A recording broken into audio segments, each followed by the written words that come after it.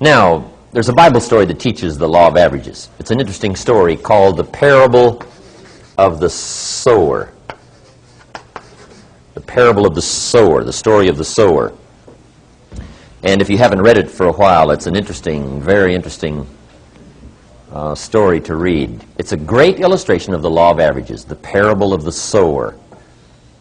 The sower in the ancient days was the guy that planted the crops. They called him the sower, right? They got the ground ready. I don't know just how they all got it all ready, right? But they got the ground ready. And this guy called the sower was the planter of the crops. And he would take a bag of seed, walk across the field, and he would, right, sow the seed and plant the crops. They called him the sower. Now, the story of the sower is a typical story of life and people and results and what you can expect. Right? And then you let the obvious be your best teacher. Now, when you read the story of the sower, you'll come up with some interesting points. First, the sower was a wise man. And when you read the whole story, you'll come to the conclusion the sower was a wise man, which is a high advantage. Right? You don't want to send a dummy out to plant. Right? We will all starve come fall.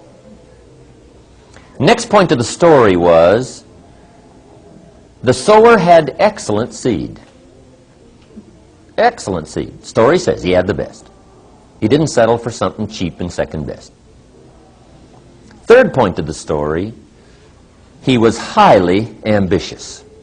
And when you read the whole story, you'll come to the conclusion this man was ambitious, which is an admirable quality. Ambition. And then he went to work. Guy says, oh, I knew there was a hitch in there somewhere. That's where it is, probably, right? The guy goes to work.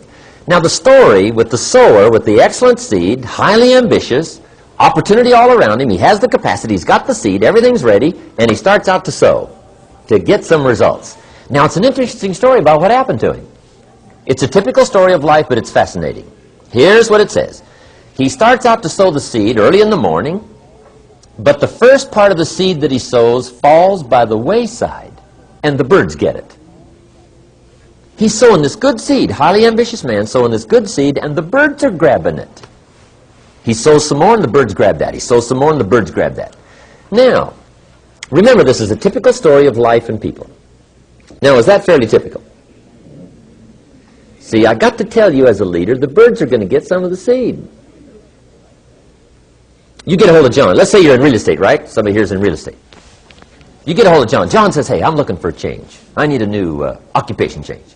And I've heard about real estate. You say, John, come on over Friday night. We're going to have this orientation class. And we'll show you how to do it. Might be the new life for you. Earn the money you want to earn. Get your life turned around. Who knows what will happen? John says, sounds great to me. I'll be there on Friday night. Learn all about it. I'll probably be one of your best salesmen. Say, okay, see you Friday night. Now, come Friday night, 7:30, supposed to start. John's not there. Say, well, maybe the traffic's a little heavy. So we wait till 7:45. About 8 o'clock, we come to the conclusion. What? He's not going to show. Question.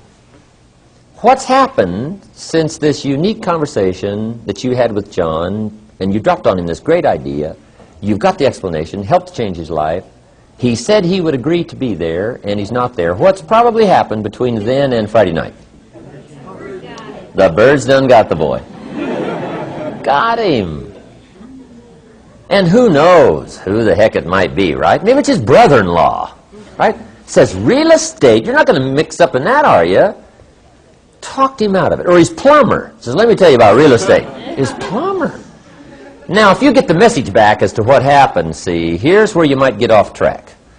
There's a couple of things you can do when the birds are grabbing the seed. One is you can chase birds. See those dirty birds, and away you go after the birds. You say, wait till I get a hold of his brother-in-law. I'll straighten him out. Tear him a new page.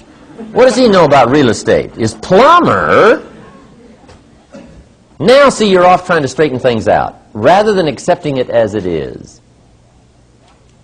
The best study of life is how it is, not how you wish it to be, not how you wish to rearrange it, how to take advantage of how it is. Some people would rather get even than to get ahead. They get off course. See, if you're off chasing birds, you have left the field. You're not sowing anymore. Now your chances go down instead of up. There's some things you don't try to cure. There's some things you ignore. Here's what it said this wise sower did. It said he ignored the birds, and he kept on sowing. How clever. There's some things you just got to accept. That's the way it is. So he keeps on sowing. And here's the key. If you keep sowing, you can sow more than the birds can get. But the birds are part of life. And don't press me why. I didn't arrange all this. I don't know. It's just the way it is. So he keeps on sowing. Now the story says this sower keeps on sowing. Now the seed falls on shallow ground, rocky ground, where the soil is shallow. And it says the little plant starts to grow. This time, the birds didn't get it. But the first hot day, these little plants wither and die. Now that's kind of disappointing, isn't it? But see, that's bound to happen. This time you recruit John. John says, I'll be one of your best. He doesn't show up at the third meeting.